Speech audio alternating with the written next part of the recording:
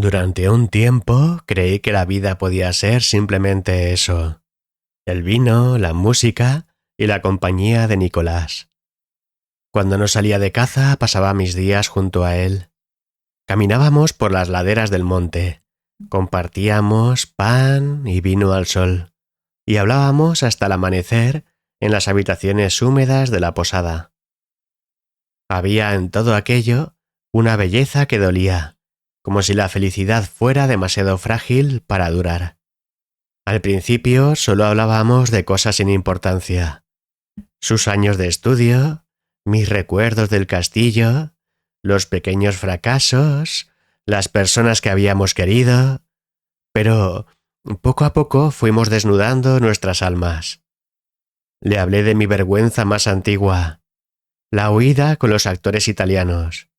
Fue una noche de embriaguez cuando alcanzamos ese punto que llamábamos el instante de oro, esa frontera entre la lucidez y el delirio en que todo parece tener sentido. Él se reía de mis ideas sobre el teatro y los actores, pero yo insistía: para mí, los artistas eran santos. Creaban algo de la nada, daban vida al vacío. Había bondad en eso, una forma de resistencia frente a la oscuridad. Nicolás escuchaba, con sus ojos pardos brillando a la luz del fuego, y aunque sonreía, sentí que mis palabras le herían. Cuando hablaba de santidad, él hablaba de pecado. Cuando hablaba de belleza, él hablaba de lujuria y libertinaje. Pero aún en el desacuerdo había amor. Nos unía una especie de condena compartida. Ambos sabíamos que no encajábamos en aquel rincón del mundo. Esa noche salimos al bosque. Él llevaba el violín y yo la botella. Fuimos al lugar de las brujas, donde un siglo antes habían quemado a mujeres vivas. A la luz de la luna, Nicolás bailaba sobre las cenizas mientras su violín lloraba. Y yo, sentado en un tocón, sentí que aquella música podía curar cualquier mal, incluso el pecado. Bailamos hasta el amanecer, y por un instante el mundo pareció reconciliarse consigo mismo.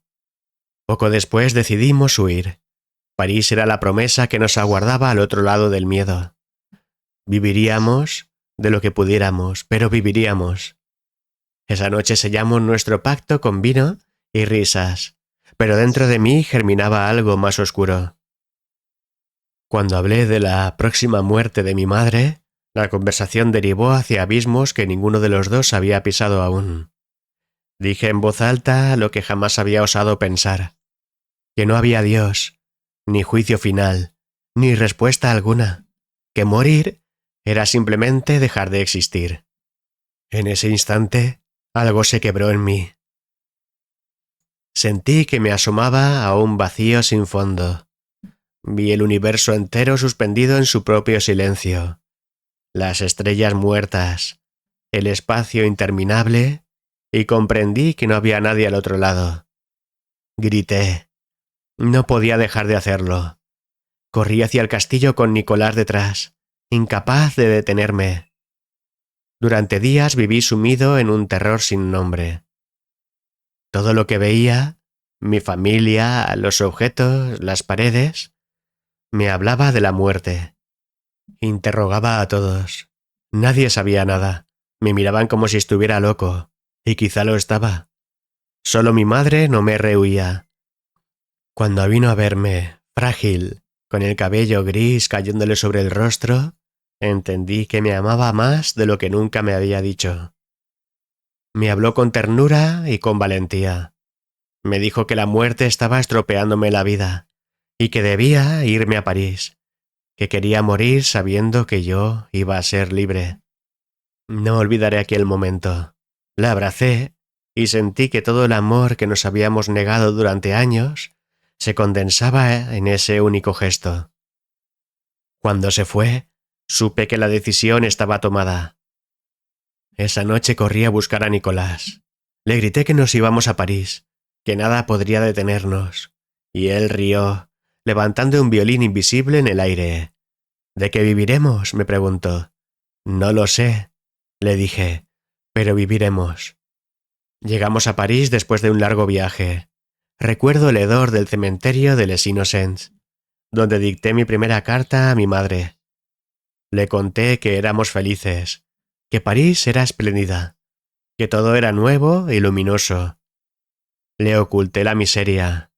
No le dije que dormíamos en una buhardilla sin calefacción, que barría el suelo de un pequeño teatro de boulevard y que Nicolás tocaba en las calles por unas monedas. Pero éramos felices. El teatro olía a madera vieja, a polvo y a pintura de grasa. Allí viví las horas más plenas de mi vida. Las risas, los gritos, las discusiones, el calor humano, me hacían olvidar el frío de fuera y el horror de la muerte. Empecé desde abajo, ayudando a los actores, vendiendo entradas, recogiendo basura, pero cada noche soñaba con mi momento. Cuando al fin llegó, en un tórrido agosto, sentí que el mundo se detenía. Subí al escenario temblando, con la espada de cartón en la mano, y en cuanto me giré hacia el público, el miedo desapareció.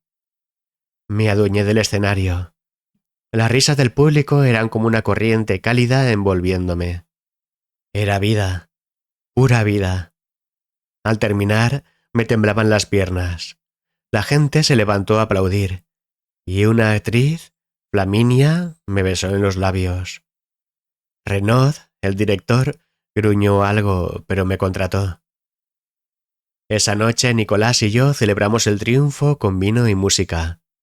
Subimos a los tejados y él tocó el violín hasta que todo París pareció escucharnos.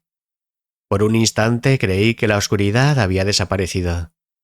Empezaron a llegar los aplausos, las críticas, los elogios. Envié cartas a mi madre con recortes de periódico y promesas de éxito. Ella respondía cada semana, diciéndome que su salud mejoraba. No sabía si era verdad. En cambio, nuestros padres nos habían desheredado.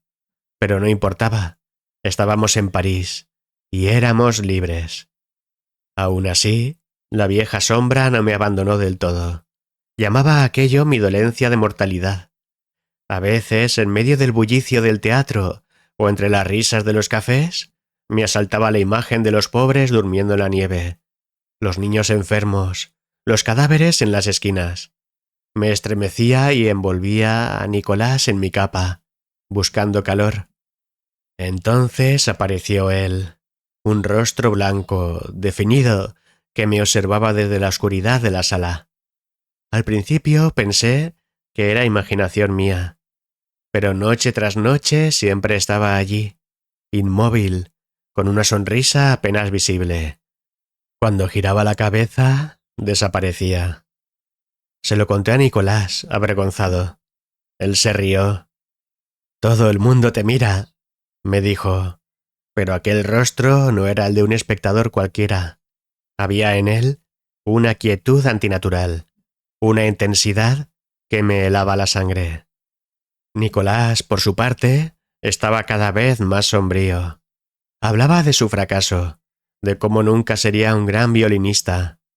Yo intentaba animarlo, pero sus palabras me herían. Decía que para mí todo era fácil, que mi luz era demasiado brillante, y mientras él hablaba, yo sentía crecer en mi interior un mal presentimiento, una intuición sin nombre. Una noche discutimos. Él dijo que no creía en la bondad ni en la santidad, que el arte solo tenía que ver con la fuerza y la debilidad. Yo le respondí que sin la idea del bien no podía vivir, pero sus palabras me dolieron más de lo que quise admitir. Cuando le vi abatido, me senté junto a él. Me miró con una ternura que no había visto antes. «Tú posees una luz que me ciega», me dijo. «Yo solo tengo oscuridad. Necesito tu luz, pero tú no necesitas mi sombra». No supe qué decir. Aquella noche me sentí dividido entre el amor y la culpa. La siguiente representación fue un éxito.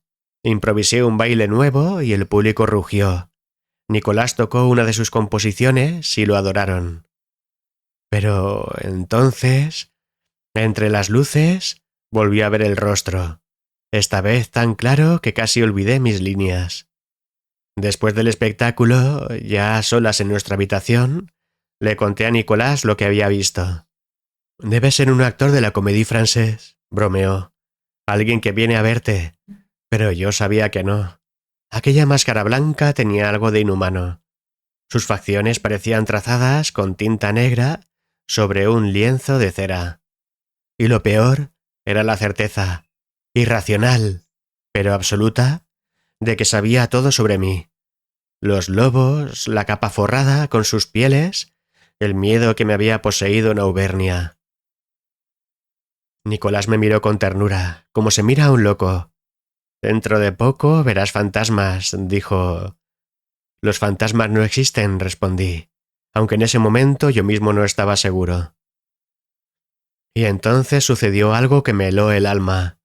Mientras el fuego chispeaba entre nosotros, escuché una palabra en mi mente tan clara como si alguien la hubiera susurrado a mi oído.